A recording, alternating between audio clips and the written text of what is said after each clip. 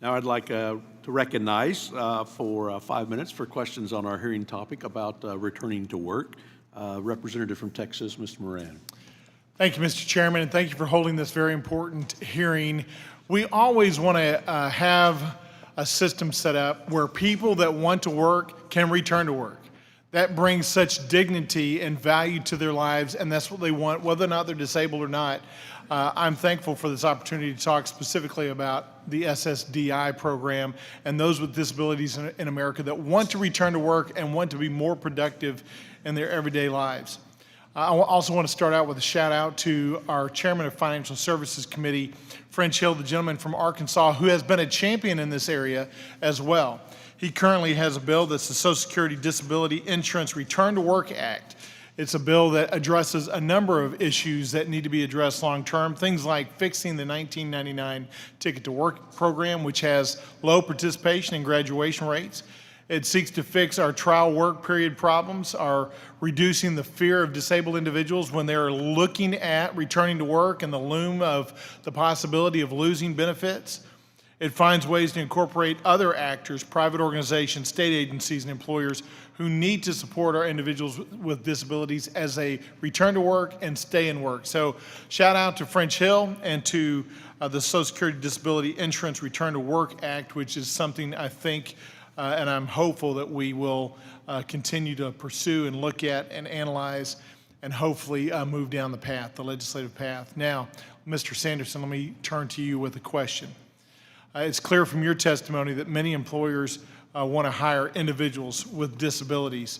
In your written statement, you say, quote, "We addressed critical staffing challenges while our employees gained purpose, fulfillment, and economic independence.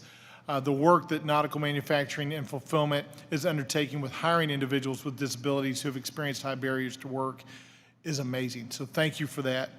You and your company, I think, set individuals up to find their purpose in life, to follow it and to fulfill it, to find a place of value within their community, and to make them more economically independent. That's what we want for everybody. So let's go back to your testimony. You said many employers want to hire individuals with disabilities, yet it's clear many beneficiaries don't feel that that's the case. How do you account for this disconnect? Yeah, I do. I think a lot of the misunderstanding and confusion around what goes, what stays, it's a great thing when somebody starts earning more money, and that feels good.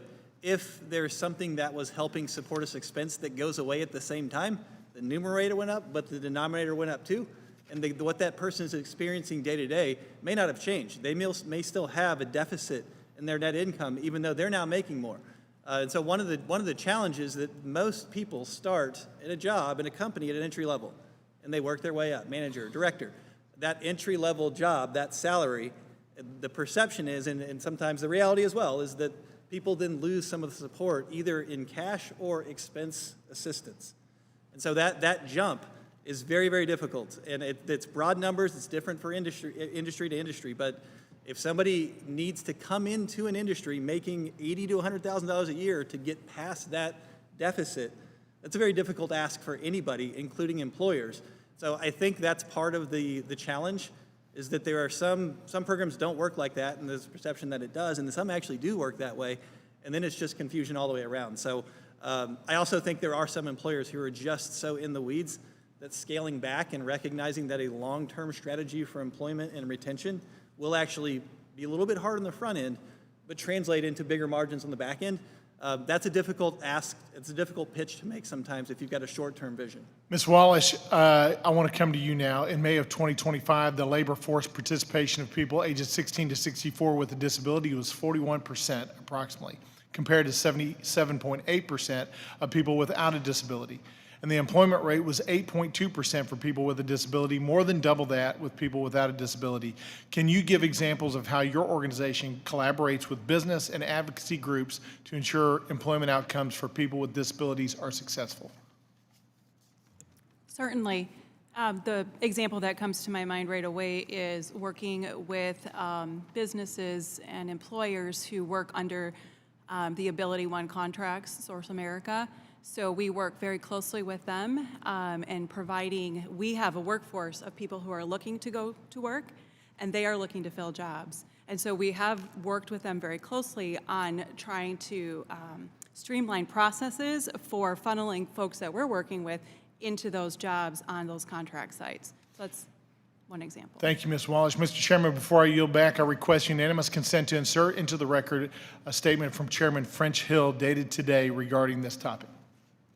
Without objection, so ordered. Thank you.